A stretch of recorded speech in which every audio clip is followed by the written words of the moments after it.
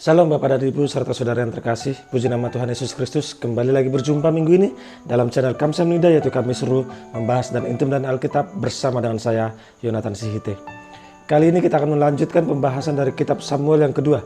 Diyakini penulis kitab ini adalah Gad dan Nathan antara tahun 1010 sampai 931 sebelum Masehi, dan selesai penulisan dengan utuh pada sekitar tahun 722 sebelum Masehi. Rentan waktu dalam kitab Samuel yang kedua ini sekitar 40 tahun atau selama masa pemerintahan Raja Daud. Dan dinamakan judul kitab ini adalah Samuel karena merupakan tokoh yang mengurapi Daud yang merupakan karakter utama dalam kitab ini. Latar belakang dalam kitab Samuel yang kedua ini merupakan catatan kisah kehidupan Daud yang dimahkotai sebagai raja pada saat kematian Saul, yang mana juga sama-sama seperti Saul mampu bertahta selama 40 tahun sebagai raja.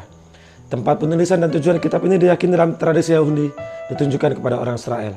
Isi dari kitab ini didominasikan tentang kehidupan Daud sebagai Raja Israel. Pertama-tama, Daud memerintah atas Yehuda sekitar 7 tahun lamanya. Kemudian kedudukannya diakui secara menyeluruh oleh Israel setelah semuanya bersatu selama 33 tahun. Selama masa transisi tersebut, ibu kota dipindahkan dari Hebron ke Yerusalem, tempat di mana tabut perjanjian berada. Kepemimpinan Daud membawa banyak kemenangan tentara Israel dan memperluas wilayah bangsa tersebut hingga mencapai puncak kejayaannya. Namun, terjadi hal yang tidak patut di tengah kepemimpinannya yang gemilang atas Israel ketika Daud melakukan perbuatan jahat untuk membunuh Uria demi mendapatkan Betsheba. Hal ini terdapat pada pasal yang ke-11. Nabi Nathan pun menegur Daud atas dosa perzinahannya tersebut, dan Daud kemudian sungguh-sungguh bertobat dan dipulihkan Allah.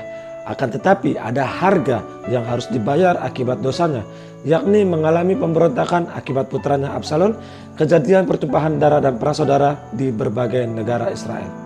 Meskipun kemasyhuran dan kejayaan Daud semenjak itu telah berkurang dan tidak lagi sama seperti dulu, namun Allah tetap memberkati Daud dan Betsheba, karena dari mereka inilah lahir Salomo yang kemudian hari naik menggantikan Daud sebagai Raja Israel dan menjadi bahagian dari garis keturunan Sang Raja, yaitu Yesus Kristus. Kata kunci urapan dan kata Daud terdapat dalam keseluruhan kitab Samuel yang kedua ini. Berbicara tentang kehidupan Daud yang diurapi Tuhan, catatan kemenangan dan juga kegagalannya jelas tertulis dalam kitab ini. Tema yang terkandung dalam kitab Samuel yang kedua adalah Allah dapat mengerjakan hal-hal yang luar biasa melalui kehidupan orang-orang yang biasa-biasa saja.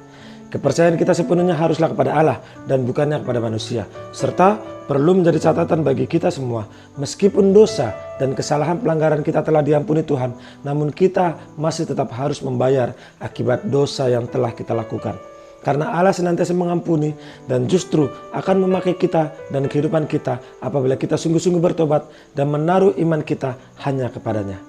Tidak ada dosa yang terlalu besar bagi pengampunan dari Allah jika kita dengan tulus meninggalkan perbuatan dosa kita dan berpaling kembali kepada Allah. Ketaatan akan membawa kepada kemenangan demi kemenangan, sedangkan ketidaktaatan akan membawa kita kepada kekalahan, bahkan kehancuran. Sehingga ketika seorang pemimpin berhasil memimpin dengan baik, maka berhasillah seluruh bangsa yang dipimpinnya.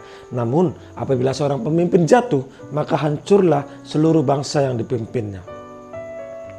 Garis-garis besar yang terdapat dalam kitab Samuel yang kedua antara lain: 1. Masa pemerintahan Daud atas Yehuda dimulai, terdapat pada pasal yang ke-1 sampai dengan pasal yang ke-4.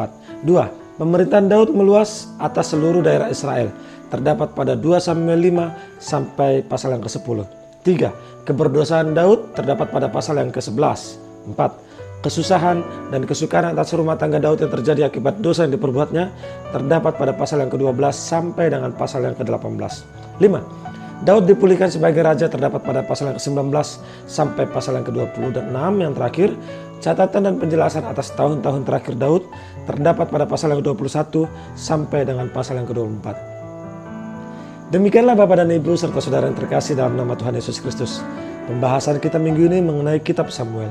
Besar harapan saya agar kelak bisa menjadi berkat bagi kita semua.